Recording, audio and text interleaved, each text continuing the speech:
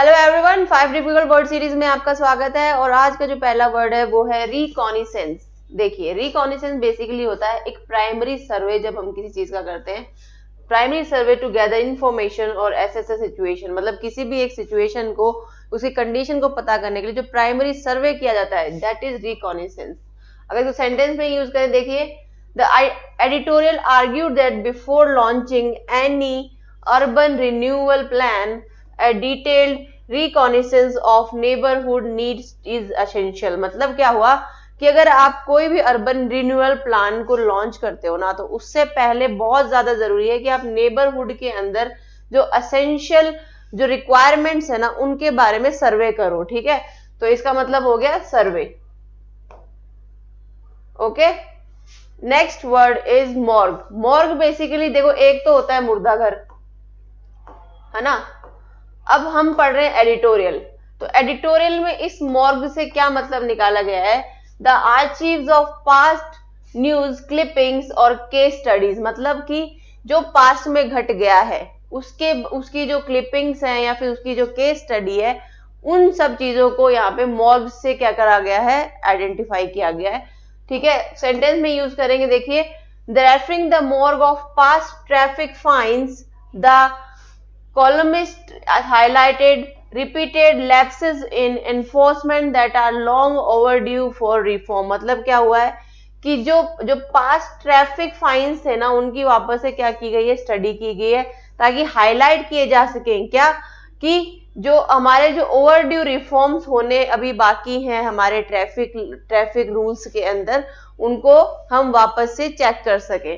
Okay, next is precarious. Precarious basically होता है not securely hand in position, dangerously unstable और subject to change. मतलब क्या हुआ कि मतलब ऐसी सिचुएशन जो कि अनस्टेबल है, डेंजरस है, वो जो सिचुएशन होगी वो क्या होगी, प्रिकैरियस। अगर तो सेंटेंस में यूज करें, the article warned that relying on precarious funding models leaves welfare programs vulnerable during economic downturn. मतलब क्या हुआ कि प्रिकैरियस मतलब अनस्टेबल। ठीक है, अगर हम अनस्टेबल फंडिंग के ऊपर रिलाई करेंगे तो क्या होगा, जो हमारा इकोनॉमिक डाउनफॉल के टाइम पे जो प्रोग्राम्स ऑफ वेलफेयर है, वेलफेयर के जो प्रोग्राम्स हैं, वो क्या हो सकते हैं, वो नुकसान में जा सकते हैं, वो अच्छे से परफॉर्म नहीं कर पाएंगे अगर हमारे जो फंडिंग के जो मॉडल्स हैं वो अनस्टेबल होंगे, प्रिकैरियस होंगे। Okay, next is mitigate. Mitigate होता है टू मेक लेस सीवियर और सीरियस एंड पेनफुल। मतलब क्या हो गया कि जो इतना ज्यादा सीरियस ना हो, नॉर्मल हो, कोई इतना बड़ा टॉपिक सीरियसनेस का ना है या फिर इतना पेनफुल कोई चीज ना हो, दैट इज मिटिगेट। सेंटेंस में यूज करें, the editorial recommended targeted subsidies to mitigate the adverse impact of regressive taxes on low income household. मतलब क्या हुआ कि लो इनकम हाउस होल्ड्स हैं, ठीक है, उनके अगर रिग्रेसिव टैक्सेस लगाएंगे हम, तो जो सब्सिडीज है ना, वो उसके इम्पैक्ट को क्या कर देंगी, एडवर्स, मतलब उल्टा कर देंगी, वो इतना ज्यादा इफेक्ट नहीं करेंगे वो टैक्सेस उन लो इनकम हाउस होल्ड्स को। Okay, next and last is salient. Salient features होते हैं कि मोस्ट नोटेबल फीचर्स, जहाँ सैलिएंट फीचर जो कि हमारे प्रीएम्बल के अगर क्वेश्चन आता है तो हम बोलते हैं कि सैलिएंट फीचर ऑफ प्रीएम्बल क्या है, सैलिएंट फीचर्स। मतलब ये क्या है, सैलिएंट मतलब होता है important. Okay,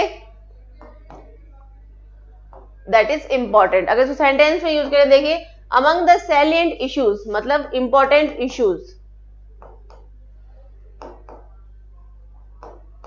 important issues flagged in the OED were poor sanitation, crumbling infrastructure and weak accountability mechanism। मतलब कि जो important issues जो फ्लैग किए गए किसी भी एक एजेंडा के अंदर, वो क्या थे, पुअर सैनिटाइजेशन, इंफ्रास्ट्रक्चर क्रम्बलिंग मतलब हिलती डुलती हमारा infrastructure, and weak accountability mechanism को इसमें हाईलाइट किया गया। ओके, सो आज के 5 वर्ड्स ये थे। आई होप आपको पसंद आए होंगे और मिलते हैं नेक्स्ट सेशन में। और इस चैनल को आफ्टर 12th को फॉलो कीजिए और अपने फ्रेंड्स को भी सजेस्ट कीजिए। Thank you so much.